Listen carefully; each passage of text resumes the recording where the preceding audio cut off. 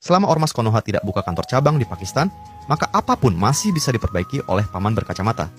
Terutama dalam kasus poros gigi yang terbelah menjadi dua ini. Entah bagaimana poros gigi ini bisa terbelah menjadi dua, mungkin Rocky Gerung yang tahu. Mengalemnya dengan lem besi tentu saja tidak menjamin kekuatan. Agar bagian dalam juga bisa menahan beban, sang ahli pertama-tama menggunakan spidol tinta pemilu dan waterpass level untuk menggambar garis. Dengan tujuan utama membagi permukaan yang patah menjadi 3 bagian sama besar. 6 titik tanda itu adalah posisi sambungan di mana pin akan dimasukkan. Namun, mengingat ujung lainnya juga perlu dipindahkan posisinya, sambungan di kedua ujung tidak boleh ada deviasi. Karena itu, sang ahli menandai prototipe di sisi luar sebagai preferensi untuk menghindari perubahan konsentrisitas. Dengan begitu, efek restorasi bisa mendekati standar pabrik aslinya, berbeda dengan aturan di Konoha yang garisnya diputar-putar sampai rakyat bingung di mana sebenarnya pusatnya. Paman yang cerdas juga mengukurnya dengan waterpass.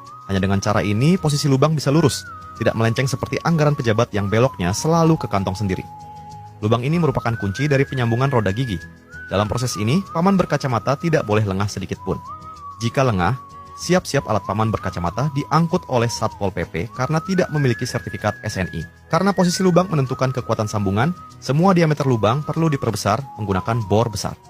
Inilah detail perbaikan dari sang ahli tingkat 8. Untuk memastikan posisi lubang dapat sepenuhnya disalin, sang ahli mengoleskan campuran mentega dan cat di tepi lubang hingga tertutup sepenuhnya. Kemudian ia menggunakan kapur tok untuk menandai sisi lainnya. Meskipun campuran mentega tidak memiliki daya rekat, selama bersentuhan langsung dengan bubuk tok, posisi lubang di sisi yang berlawanan bisa dicetak dengan cerdik. Hanya dengan memastikan kedua ujung lubang benar-benar tegak lurus, keselarasan poros dapat terjamin setelah penyambungan. Berbeda dengan kebijakan negeri ini, yang meski miring tetap saja dipaksa disebut selaras. Dengan adanya cetakan ini, setelah menentukan titik pusat diameter dan kedalaman lubang sebelumnya, bisa dibandingkan. Lalu digunakan bor dengan ukuran berbeda untuk melakukan pengeboran.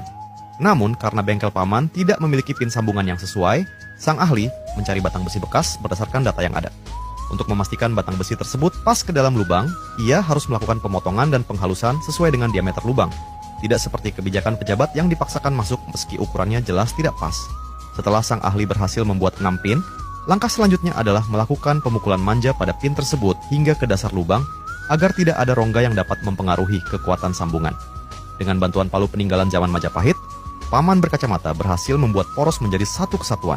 Tidak hanya sisinya yang sepenuhnya rata, bahkan celah di bagian bawah pun tidak terasa adanya anak tangga. Namun, mengingat celah pada penyambungan hanya bisa dilas pada permukaan, untuk memperbesar area pengelasan di kedua sisi, sang ahli harus menggunakan mata fries untuk membuat cuakan bevel sederhana. Setelah bagian silinder berlebih dipotong dengan tang pipa, semua sambungan bisa dilas menggunakan kawat las berkekuatan tinggi.